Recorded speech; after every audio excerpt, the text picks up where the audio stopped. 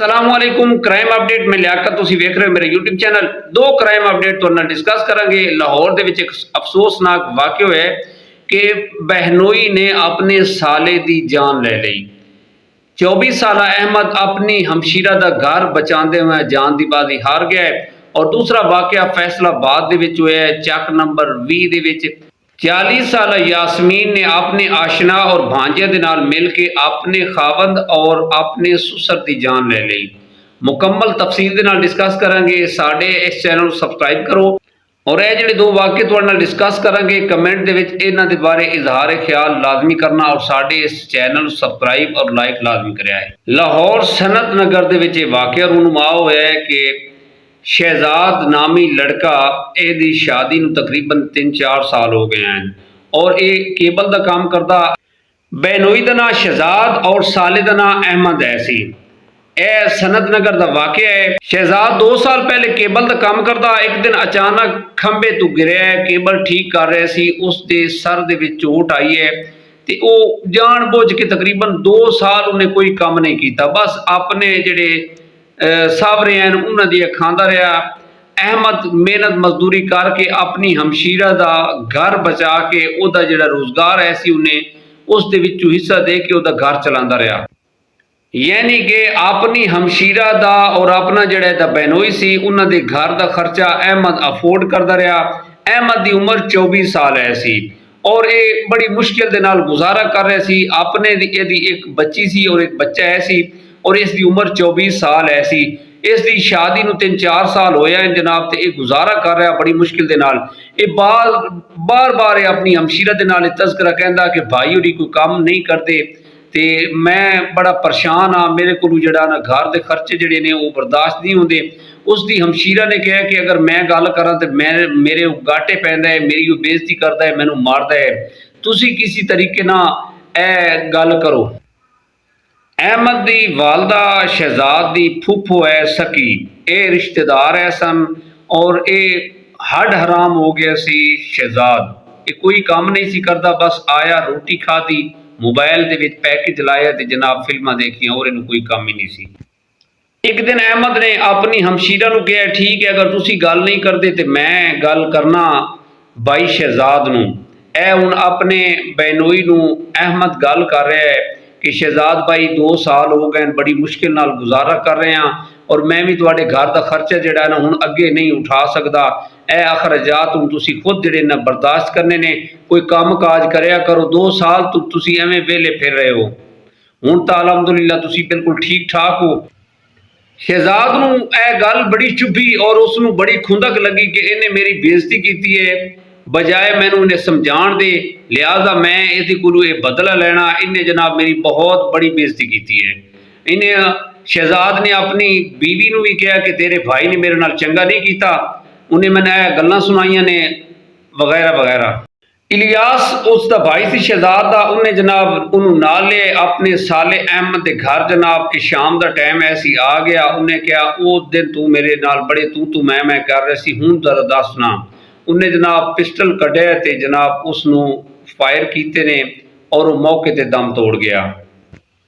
अहमद का इतना कसूर है सी कि उन्हें अपने बहनोई नूं ये भी गुजारिश की कि तुसी कुछ कमाया करो कि फारिग रहने का टाइम नहीं है, मेरा भी घर बार है, मेरे भी बच्चे ने छोटे छोटे, मैं इस महंगाई के दौर के विच अपना बड़ी मुश्किल नाल घर का गुजारा करा या तुहाडे घर के अखराजात संभाला। यह वजह बनी सी जनाब। फिर 15 ते कॉल हुई, पुलिस आई, डेड बॉडी नूं हॉस्पिटल शिफ्ट किया गया। फिर जनाब ये दोने भाई जिहड़े ने शहजाद और इलियास नूं गिरफ्तार किया गया। तो इतनी बड़ी गल सी जनाब, इन्होंने यह नुकसान किया। अहमद की बड़ी कोशिश है सी जनाब कि ये समझ जाए, लेकिन ये नहीं समझा। उन्हें अपनी हमशीरा का घर बचांदे अपनी जान दे दी। मकतूल अहमद का एक बेटा और एक बेटी है सी और इन्हां दा भी केस CCD के हवाले होएगा, क्योंकि जनाब इन्होंने बहुत बड़ा बुरा काम किया है। यकीन करो बड़ा अफसोस हो रहा है कि इन्हां दी इस भयानक हरकत है। अहमद गरीब ने 2 साल इसका अपना घर का खर्चा अफोर्ड किया, इसके कोल इतना नहीं होएगा कि ठीक है भाई मैं इंशाअल्लाह ਆਪਣਾ ਕਮਾ ਕੇ ਖਾਵਾਂਗਾ। ਦੂਸਰਾ ਵਾਕਿਆ ਫੈਸਲਾਬਾਦ ਸਾਂਦਲ ਵੀ ਚੱਕ ਦੇ ਵਿੱਚ ਹੋਇਆ ਜਨਾਬ ਕਿ ਇੱਕ ਤਨਵੀਰ ਨਾਮੀ 45 ਸਾਲਾ ਬੰਦਾ उसने जनाब तीसरी शादी की थी। पहली तलाक दी थी, दूसरी तलाक दी थी, तीसरी शादी की थी और दूसरी शादी इस यासमीन ने की थी। इसकी उम्र 40 साल है सी। इसकी दूसरी साल शादी ऐसी और तनवीर की तीसरी शादी ऐसी। इन्होंने आपस से शादी की थी और इन्हों के तकरीबन 4 साल गुजरे ने शादी नूं ठीक ठाक। तनवीर नूं बड़ा शौक सी, हुसन परस्त सी और शादियां करन दे नूं बड़ा शौक सी। जमींदार भी चंगा है सी जनाब, खांदे पींदे घर दा है सी और इसकी आदत है सी जनाब कि साल डेढ़ बाद जनाब ये औरत जिहड़ी है ना दूसरी ते शादी दा ख्वाहिशमंद हुंदा सी। शादी नूं 3-4 साल गुजरे ने ते यासमीन दी जिंदगी दे विच एक बंदा आया जनाब, उसने इन्हू नाल हैलो हाय शुरू कर दित्ती। यासमीन दे नाल उन्हें नजायज़ ताल्लुकात शुरू कर दिते। उमैर इस दे नाल जनाब सैट हो गया, हैलो हाय शुरू हो गई और उमैर ने अपनी बीवी नूं तलाक दे दित्ती इस दे नाल शादी दे चक्कर च। यासमीन दी उम्र 40 साल है सी और इस दी भी कोशिश है सी कि मैं अपने इस मियाँ तनवीर को जान छुड़वा के इस आशना उमैर दे नाल शादी कर लवां। वक्त गुजरता गया, तकरीबन 20 लाख रुपए तनवीर ने यासमीन के घर वाले नूं अपने ससुराल नूं दिते हुए सी कर्जे के तौर पर और वो मांग रहे सी और उसके घर वालों के कोल पैसे नहीं से। वो बड़े परेशान सी। वो कहते सी साडे कोल अजे नहीं होणगे, कुछ अरसा सानू मोहलत दे, फिर असीं इंशाअल्लाह तैनूं दे देंगे। तनवीर ने बड़ियां धमकियां दित्तियां और तनवीर के घर दे विच भी जनाब हालात खराब होने लग गए। उसने अपनी बीवी नूं धमकियां दित्तियां यासमीन नूं कि पैसे तेरे थ्रू मैं दिते सी, पैसे मैनूं चाहिए ने। ਇਹ गल्लां जिहड़ियां ने इन्हां ने लड़ाई का आगाज शुरू कर दिता, तूल पकड़ गया और आए दिन लड़ाई शुरू रहिंदी सी तनवीर और यासमीन के घर। कुछ गल्लां जिहड़ियां ने यासमीन उमैर दे नाल फोन ते लगी रहिंदी सी और करती रहिंदी सी। कुछ गल्लां ओह कहंदा सी तू इस तरह कर, तू इस तरह कर। एक दिन तंग आके यासमीन ने अपने भांजे दे नाल मिल के एक प्लानिंग बनाई, क्यों ना इन्हां दा मक्कू ठप्पीए। आए दिन जिहड़ी रोज़ रोज़ दी लड़ाई हो रही है, ये इस तू छुटकारा मिल जाएगा। अपने भांजे दे नाल यासमीन ने मिल के एक दिन ये जिहड़ा अपना इन्हां दा मक्कू ठप्पना सी, उन्हें एक मीठी चीज़ बनाई है। उस दे विच जनाब उन्हें नशावर चीज़ मिला दी है। उसका ससुर और तनवीर रात नूं जल्दी सो गए ने क्योंकि उसने इस दे विच नींद वाली गोलियां मिलाई हुई सी जनाब, नशावर चीज़ ऐसी।